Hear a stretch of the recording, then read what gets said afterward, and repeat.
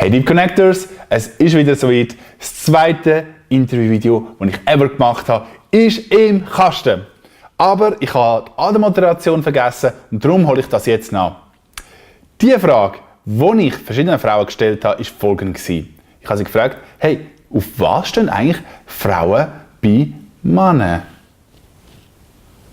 Vielleicht weisst du schon die Antwort, auf was Frauen stehen, aber lassen wir doch mal die Frauen sich zuerst mal vorstellen und hören wir uns mal die Antwort an. Ich würde sagen, Interviews ab! Ich bin hier mit der Christina, ich bin hier mit der Dragana, ich bin hier mit der Vera, ich bin hier mit der Desiree, ich bin hier mit der Rael und der Lynn, ich bin hier mit der Luisa und der Naomi, ich bin hier mit der Milena, also ich stehe hier mit der Morena, ich bin hier mit der Jimena, ich bin hier mit der Annika, ich bin hier mit der Ramona. Für dich die Frage, auf was stehen eigentlich Frauen bei Männern?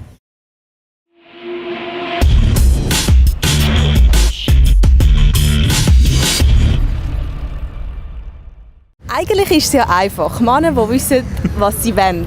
Augenkontakt ist wichtig. Auf den Humor, die Augen meistens. Auf so ein bisschen Gentleman-like manchmal noch, die alte Schule. Tür aufhalten ist richtig oldschool, aber das mag ich sehr gerne. Dass man sich auch abends nach dem Treffen mal noch meldet und sagt, und bist du gut nach Hause gekommen oder sowas. Ich finde Hand sehr wichtig. Wie findest du so meine Hand?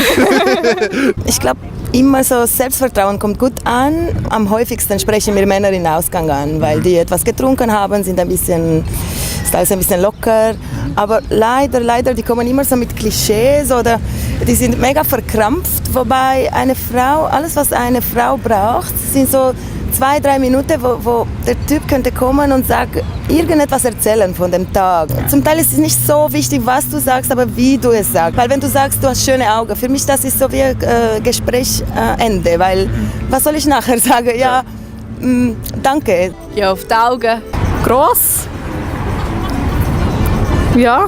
Wenn er Führung übernehmen kann.